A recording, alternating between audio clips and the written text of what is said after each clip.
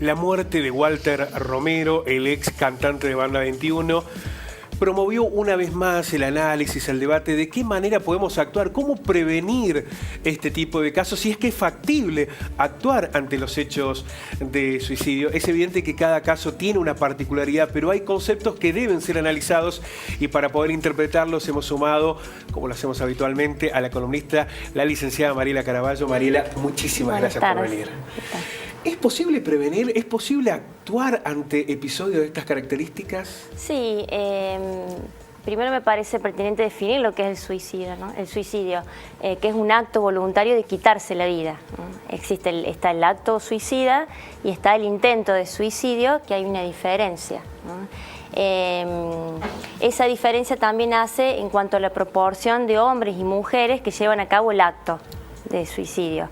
Hay más hombres, en una proporción de 5-1, hay más hombres que llevan a cabo el acto suicida que mujeres.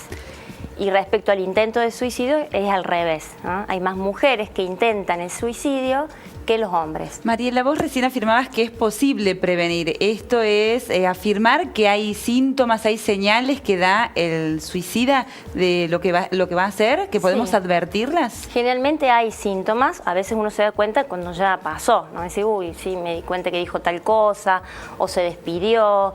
Hay muchos mitos respecto a eso, como hablábamos recién, por ejemplo, el hecho de pensar que el que dice que se va a matar, que no lo hace, o el que toma pastillas lo hace por un acto de querer demostrar o llamar la atención, y en realidad es un mito, ¿no? Porque lo puede decir y lo puede hacer, y lo puede intentar varias veces hasta que finalmente comete el acto. ¿Cómo se explica esta cuestión biológica de que sean mayor cantidad de casos entre los hombres? ¿Esto tiene una explicación? Quizás también quería sumar la descripción o la radiografía, si es que esto también tiene un mayor impacto en la cuestión etaria, en determinado grupo etario. Pero ¿por qué los hombres son los que concretan más el suicidio? Porque utilizan métodos más drásticos, como es un arma o el ahorcamiento, por ejemplo. En cambio, la mujer tiende a utilizar otros métodos menos drásticos, como el tomar pastillas, por ejemplo. Entonces, por eso, a veces tiene más éxito, por decirlo de alguna manera, el acto suicida en el hombre que en la mujer. ¿Y en relación al grupo etario? Y bueno, hay estadísticas que hablan de que hay un aumento significativo en los jóvenes, ¿no? En los adolescentes y jóvenes. También, por ejemplo, en el año 2000 se decía que 1 millón de personas habían muerto por suicidio en el mundo y que eso se iba a duplicar en 20 años, ¿no? Y que efectivamente va en aumento. Hay muchos factores que pueden llevar a un suicidio. No es que decimos, bueno, le pasó tal cosa o perdió el trabajo o perdió un ser querido y lleva a cabo el acto. Es decir, no toda persona que pierde un ser querido o que pierde el trabajo va a cometer un acto suicida, sino que hay muchos factores que tienen que intervenir, como por ejemplo una predisposición en cuanto a la personalidad, baja tolerancia a la frustración, a veces va enlazado el consumo, en un 10, un 20% de los suicidios tiene que ver con el consumo de sustancias tóxicas o no tóxicas, como las adicciones al juego, por ejemplo. En el suicidio la persona no ve salida, ¿no? Pierde las esperanzas, hay mucha desesperanza, angustia, hay muchos factores como el estrés, la depresión también que influyen. Mariela, ¿el suicidio es siempre un atentado contra uno mismo o a veces se encubre una represalia, una venganza contra otro? A veces sí, especialmente en adolescentes. Por eso tenemos que ser muy cuidadosos, porque la ideación suicida, es decir, la idea o el planificar un suicidio, más allá de que se lleve a cabo o no, finalmente, es muy común en el adolescente. No, es muy diferente la característica del suicidio en el adolescente que en el adulto. No siempre en el adolescente hay una patología o una personalidad patológica, digamos, sino que a veces tiene que ver con esto de querer vengarse de un límite que se le pone.